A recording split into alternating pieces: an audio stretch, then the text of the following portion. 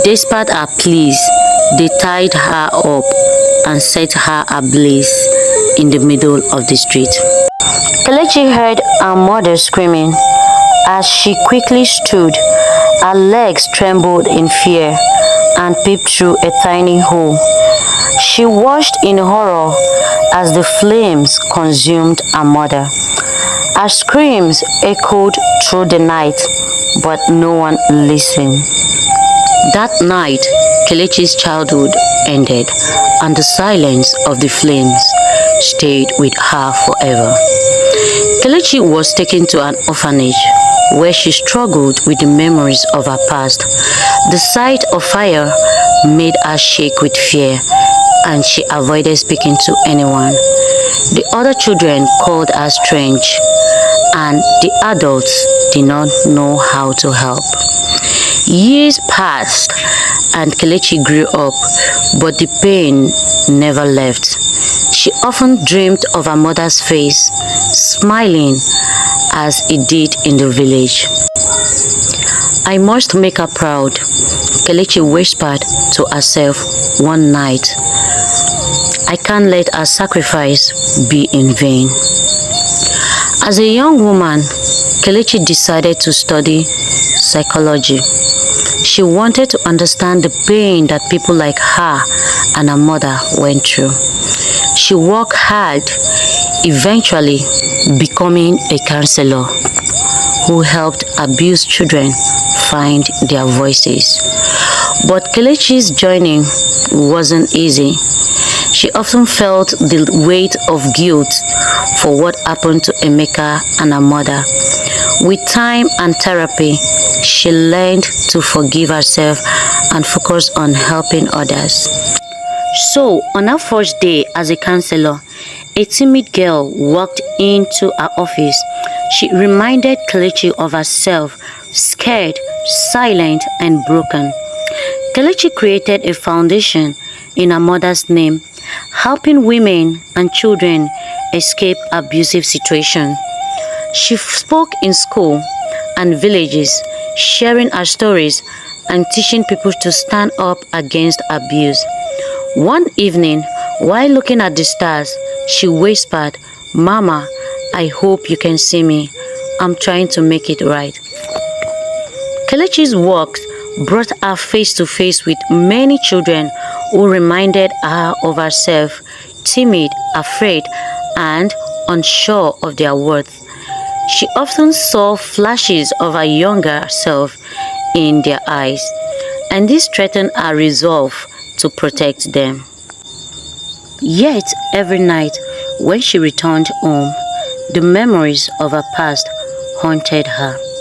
She had nightmares of the flames, of how her mother screamed, and of the moment she struck Emeka. No matter how good she did, the guilt lingered like a shadow. One night, during one of her outreach programs in a remote village, Kelechi met an elderly woman who told her a story. The woman spoke of a bird that carried the souls of the broken to the stars. The bird only comes when it feels the weight of your sorrows, she said. That night, Kelechi sat under the moonlit sky, whispering her pain to the stars, hoping the bird would hear her. While Kelechi had helped many, she realized she had not confronted her own past. She returned to the city where it all happened, visiting the orphanage and the burnt ruins of her childhood home. There she met one of the old neighbors who had witnessed her mother's death. The neighbors, now frail and filled with regret, broke down in tears. "We were wrong, Kelechi," the woman said. "Your mother didn't deserve what we did to her." The woman's confession gave Kelechi some closure, but it also reopened old wounds. She decided it was time to visit Emeka's family. She wanted to apologize and find peace. Standing before Emeka's family, Kelechi trembled, wondering if they could accept her apology or curse her forever. To Kelechi's surprise, Emeka's mother, a weary woman with kind eyes, hugged her tightly. "You were a child," she said. "I have mourned my son, but cannot hate you. You were trying to survive." For the first time in years, Kelechi wept openly. Emeka's family forgave her and even supported her foundation, seeing her effort to save others as a way to honor their son's memory. As Kelechi walked away from her home, she felt a small weight lift from her heart. It wasn't complete, but it was a start. With time, Kelechi became a renowned advocate for abused women and children across the country. Her story inspired many, and she used her platform to push for laws that protected victims of domestic violence.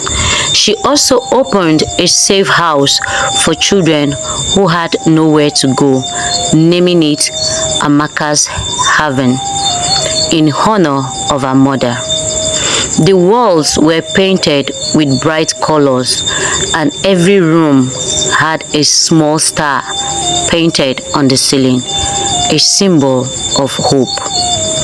One evening, while walking through the safe house, Kelechi heard a child humming a familiar tune. It was the lullaby her mother used to sing.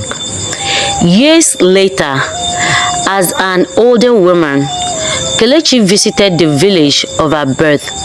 She sat by the river bank, the same place her family once laughed and played. The moon was full and the air was still. As she closed her eyes, she felt a gentle breeze and heard the flapping of wings. Opening her eyes, she saw a swimming bird perched nearby. It looked at her as if it understood everything she had been through. The bird spread its wings and took off, disappearing into the night sky. Kelechi smiled, feeling as if her mother's spirit had finally found peace. Kelechi spent the rest of her life giving love and hope to those who had none. She never married or had children of her own, but through her foundation, she became a mother to countless children. When she passed away many years later, the world mourned a woman who had turned her pain into a beacon of hope for others. They said that on a quiet night, if you listen closely by the river, you can hear the faint sound of a bird's wings and the soft voice of a mother singing a lullaby. A reminder that even in the face of darkness, love endures.